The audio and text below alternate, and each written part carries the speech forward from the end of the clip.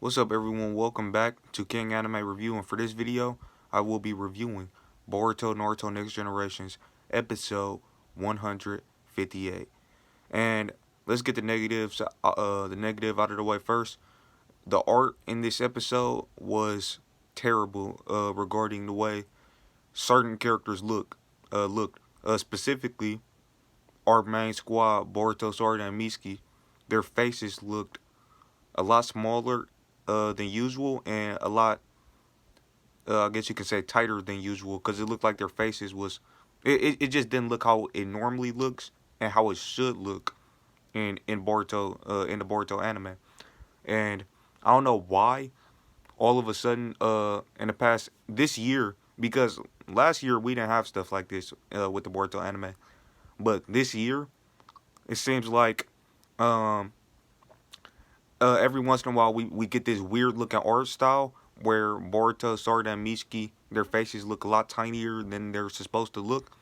Uh, my uh, my theory for that is because I think last year one of the side studios who help out with Boruto ended up closing down, so that could be why we've been seeing bad looking art because they've been having to rely on probably uh worse studios, and by worse studios I just mean studios with less experience, or shall I say newer small studios to help out with the Boruto anime. Because in case you guys don't know, they actually outsource certain episodes of Boruto or they outsource certain portions or probably even entire episodes of Boruto to smaller animation studios.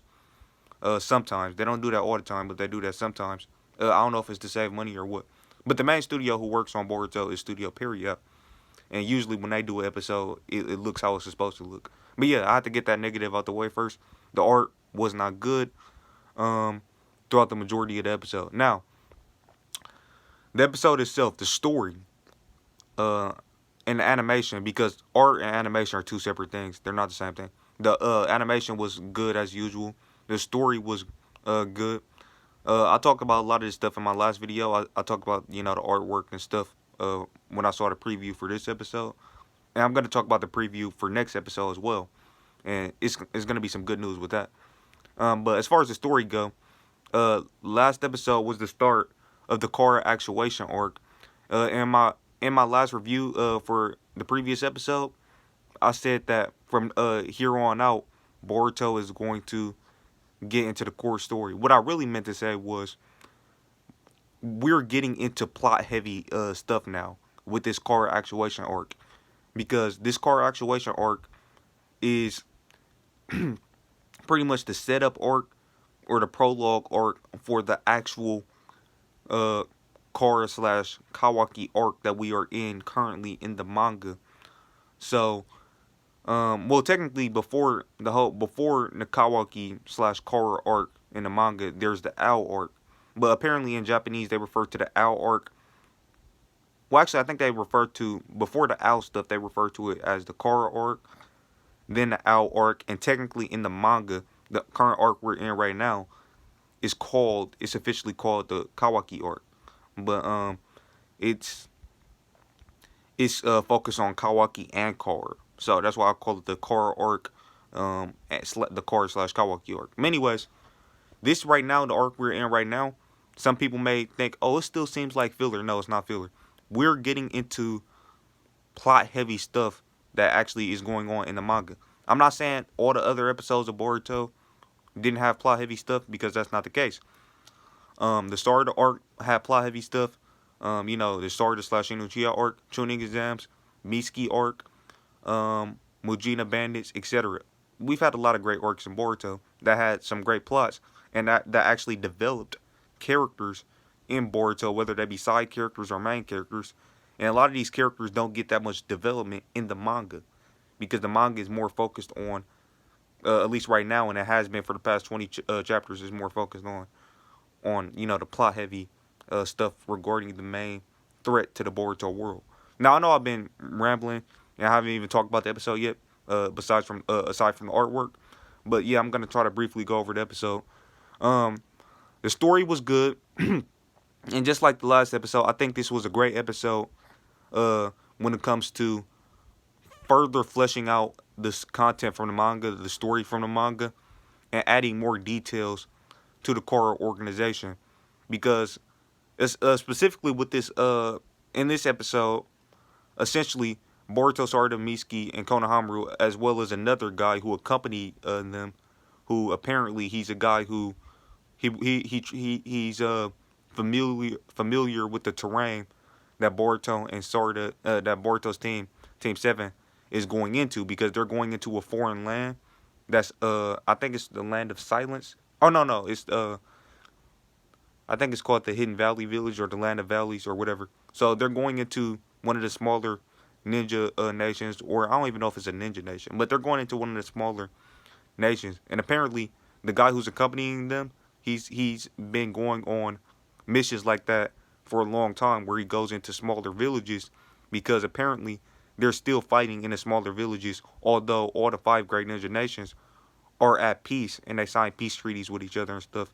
They're still fighting in smaller villages, and he's familiar with going to those villages and stuff.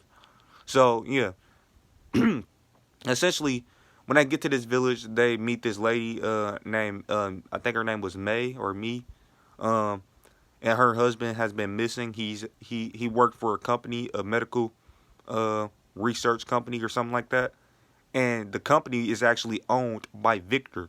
And if you guys don't, you guys should know who Victor is, even if you haven't read the manga, because he was in the last episode of the anime, and he's a Korra member. He's a member of the Korra organization, and yeah, and he owns this company that this lady's husband works for. But the thing is, her husband went missing while away doing work for this company. Doing essentially what this company does is they gather materials and resources in order to build uh, prosthetic limbs and stuff like that.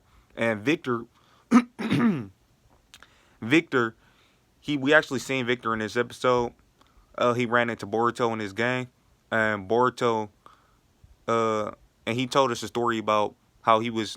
I mean, not him, but somebody else told a story about how he was injured in the fourth grade ninja war, and ever since that happened, he's dedicated his company to building prosthetic limbs to people who might not have them or people who need them. And also, he went into a little spiel about some other stuff. He said essentially he wants to eventually be able to stop aging and extend human beings' lives, and also have them regenerate limbs naturally with their own DNA. So that's some of the stuff he was talking about regarding what the goals of his company is. However, I mean, he may have his own separate goal, but we know he's still aligned with Korra. He's still a part of Korra. So yeah, just keep that in mind. So you can't trust him. He's obviously on the enemy side, but Boruto and his gang doesn't know that yet. And the guy who was with Boruto, his name is Mujino, the guy who's familiar with going to other territories and stuff. Um, I think he was in the manga, so he might be sticking around as a pretty important character. Um, but yeah, he told Boruto, don't trust everybody you first meet, and because Boruto seemed like he was already starting to trust Victor, or he already trusted Victor or whatever, and he said that's what kept him alive throughout all his missions, and that's actually good advice, because we as the audience know, Victor can't be trusted. He's a member of Korra, obviously. So yeah, that was that, and then eventually, Miski, while they were so the lady, they ended up going to the company before they ran into Victor and stuff. They ended up going to the company right after Team 7 arrived in the Hidden Valley. They went to the company where the lady's missing husband worked at, and while they were there, she was yelling about her missing husband and stuff, and wanting more information. And Miski managed to get a snake into their base, into the lobby, and look at a computer and stuff, and gather intel about where the mission, I mean, where her husband was, or where he was last supposed to be at, because he's a member of the resource team, I think. So yeah, and his name is Anna. I forgot his name actually, but whatever. So, Yeah, that's that. And then they ended up running into Victor. Victor had some ninjas, some shinobi with him, and they ended up surrounding Boruto and the gang. But eventually, they just ended up talking about the stuff I already talked about Victor's goal, as far as his goal for his company and stuff. And yeah, at the end of the episode, they exchanged information. Victor exchanged information with Team Seven regarding uh the research team, and vice versa. They exchanged info as well, info that they got from the wife.